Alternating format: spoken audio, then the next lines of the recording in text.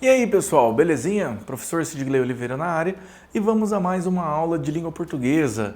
Na aula de hoje vamos ter uma revisãozinha de predicado, belezinha? Então vamos lá. Predicado, né?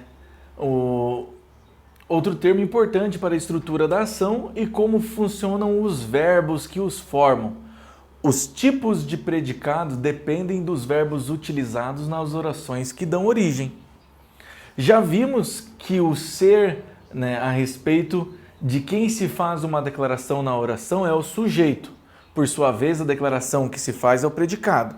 Então, o que é o sujeito? Sujeito é algo ou alguém que tem uma informação, algo declarado em uma oração. Então, esse é o sujeito.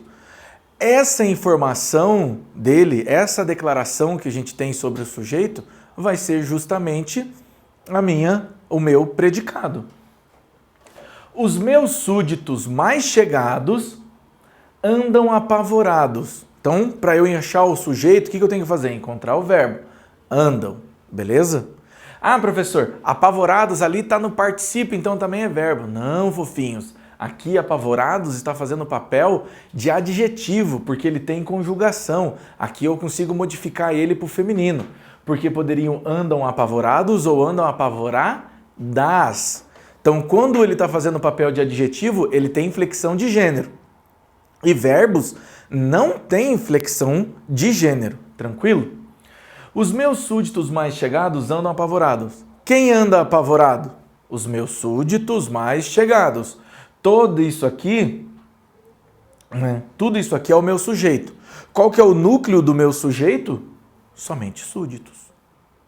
Então, andam apavorados é a informação que eu tenho declarado sobre os súditos. Então, aqui vai ser o predicado. Depois a gente vai ver que tem predicado verbal, predicado nominal, as coisas para a gente se divertir aí que vai ser, top. O verbo da oração fica sempre dentro do predicado. E para entendermos o predicado, precisamos conhecer os tipos de verbo que constroem as orações.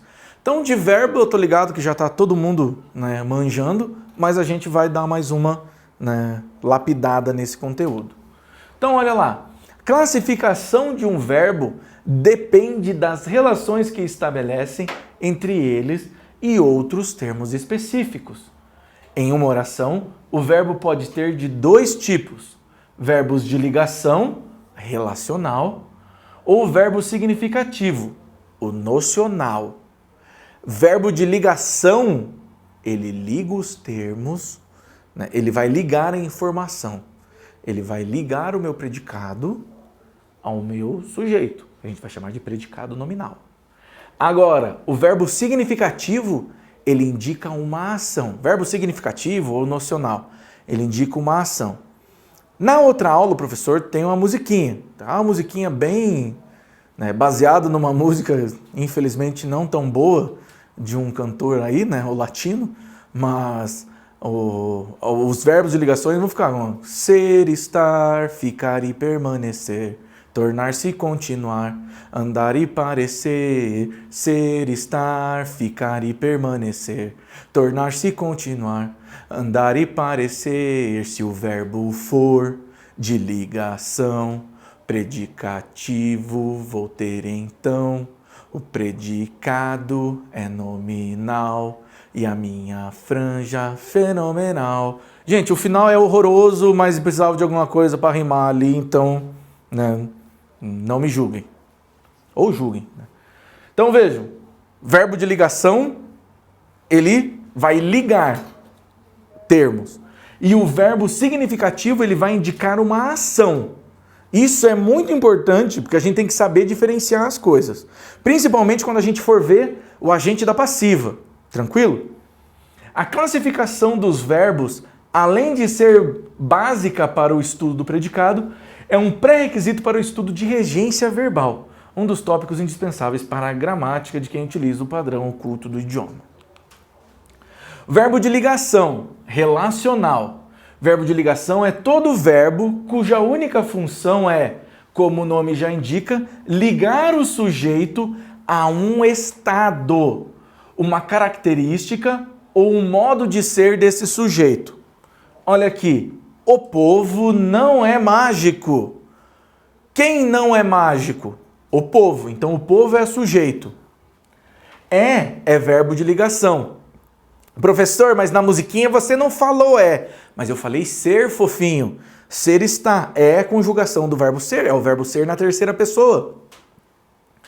É verbo de ligação. E mágico é a característica do sujeito, não é uma característica do verbo. Então, quando eu tenho uma característica do sujeito, o verbo de ligação sempre vai dar uma característica do sujeito. Isso aqui para a gente vai ser um predicativo. Se o predicado é nominal, né? O predicado é não. Ser, estar, ficar e permanecer, tornar-se, continuar, andar e parecer. Se o verbo for de ligação, igual aqui, predicativo, vou ser então. Se o predicado é nominal, a minha franja é nominal. Então, isso aqui está se referindo ao povo. A característica atribuída ao sujeito por intermédio do verbo de ligação denomina-se predicativo do sujeito. No exemplo, o termo mágico exerce, portanto, a função sintática de predicativo. Porque ele é um predicativo, ele é uma informação sobre o sujeito. Toda vez que eu tenho um verbo de ligação, o meu predicativo vai ser do sujeito. Spoilers, se toda vez que eu tenho um predicativo, que eu tenho um verbo de ligação, o verbo é um predicativo do sujeito, se eu tiver um verbo significativo, o predicado vai ser verbal, né? Duh! Verbos de ligação, embora não tenham por si só significado próprio, podem estabelecer diferentes relações de sentido entre o sujeito e o predicativo. Então vamos lá. Ser, viver, estar, parecer, continuar, permanecer, ficar, virar. Relação, um estado permanente, né? Ser e viver. As crianças são curiosas. Elas sempre são curiosas. Então é um estado permanente. Nosso amigo vive doente. O estado que ele vive, ele sempre está doente. O estar, ele vai ser um estado ocasional. De vez em quando tá, de vez em quando não. Por que você está triste? É uma ocasião. Por que você está triste? Significa que a pessoa vive triste? Não, ela está triste naquele momento. Parecer, um estado aparente. A cidade parecia um deserto. No momento que a pessoa olhou, a cidade estava vazia. Ela parecia um deserto, era um estado aparente. Continuar, permanecer, um estado contínuo. O tempo continua muito frio. A situação permanece indefinida. E ficar e virar, né? Mudança de estado. Sem você aqui eu ficaria nervoso. O famoso piloto virou herói nacional. E os verbos significativos, os verbos nocionais, né? Todo verbo significativo expressa uma ação ou um acontecimento. Trata-se, portanto, de um tipo de verbo que tem em si um significado característico. Então vamos lá. Quando o grande Nero incendiou Roma, é uma ação incendiar, um verbo significativo. Não se esqueça de que faz parte da boa educação de um herdeiro de trono, né? Não se esqueça, esquecer é uma ação, faz do verbo fazer, né? Também é uma ação. Então são verbos significativos. Todo verbo significativo expressa uma ação ou acontecimento, né? Então ele vai ser um tipo de verbo que inicia o sentido. Então olha lá, aqui, existem verbos que dependendo das relações sintáticas e de sentido que estabelecem com os demais termos da oração, pode exercer o papel de verbo significativo ou de verbo de ligação. Então a gente tem que saber analisar. Estou, verbo de ligação. Ser, estar, ficar e permanecer. Verbo de ligação. Cansado, predicativo do sujeito. Estou cansado de afirmar que não é seu esporte favorito. Veja, o verbo de ligação e aqui predicativo do sujeito. Esse cansado, ele está sendo um papel de adjetivo. Por mais que a gente sempre tem que tomar um cuidado, porque nós temos os verbos no particípio. E é isso que pode acabar causando um estranhamento para vocês. Por quê? Porque o verbo no particípio, ele termina em ado, ada, ito. Né? Então, o que é o verbo no particípio? São coisas que já foram feitas, certo? Mas aqui, quando eles estão fazendo o papel de adjetivo, eles são uma classe, né? O adjetivo ele é uma classe variável, diferentemente do verbo. O verbo é invariável, ele não tem masculino, feminino, singular, aliás, ele tem singular e plural, mas ele não tem masculino e feminino. Já aqui, ó, estou cansado, porque é uma frase no masculino. Se fosse uma frase no feminino, estou cansada. Tranquilo?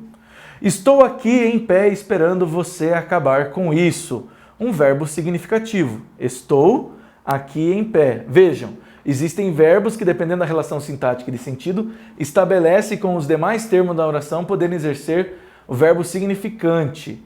Então aqui, ó, estou cansado, é uma ação de estar. Né? Estou aqui em pé, é uma ação também. Então o contexto da frase vai dizer pra gente qual que é. Em uma oração, o verbo significativo pode ter sentido completo ou incompleto. Sentido completo, verbo intransitivo. Sentido incompleto, verbo transitivo. Ele pode ser direto ou indireto ou bitransitivo. Direto, quando ele não precisa quando ele precisa de complemento e ele não precisa de preposição. Indireto, quando ele precisa de complemento e precisa de preposição.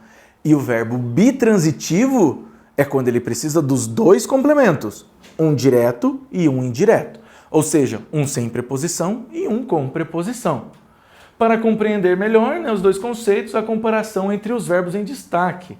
Então, olha lá. O sentido da oração está inteiramente contido na forma verbal chorou. O menino chorou. Pronto. Ele é intransitivo. O menino chorou. O menino agrediu. Quem agride, agride a alguém. O menino agrediu o colega. O sentido da ação não está inteiramente contido na forma do agrediu, porque ele precisa do complemento verbal. A ação chorar existe apenas um elemento, né? O agente. A pessoa precisa chorar. A ação de chorar não se estende, não transita até o elemento da obra. É uma ação completa. E assim mesmo, ou seja, é uma ação intransitiva. Ó, então, chorou, ele é um verbo intransitivo, porque ele não precisa de complemento. O verbo que não exige um elemento no qual, né, vai ser o verbo intransitivo. Já aqui, né, como ele precisa, né, o menino agrediu, quem agride, agride a alguém. Então, agrediu, ele é um verbo transitivo, porque ele precisa de um complemento. Quem é esse alguém? O colega. Ou é preposição ou é artigo. Excelente resposta. Ou é artigo. Então aqui ele é um verbo transitivo direto. Logo aqui a gente tem um objeto direto. Lembre-se, o verbo transitivo direto anda de mão dada com o objeto direto. E o verbo transitivo indireto anda de mão dada com o verbo transitivo indireto também. Belezinha? Pessoal, muito obrigado e até a próxima.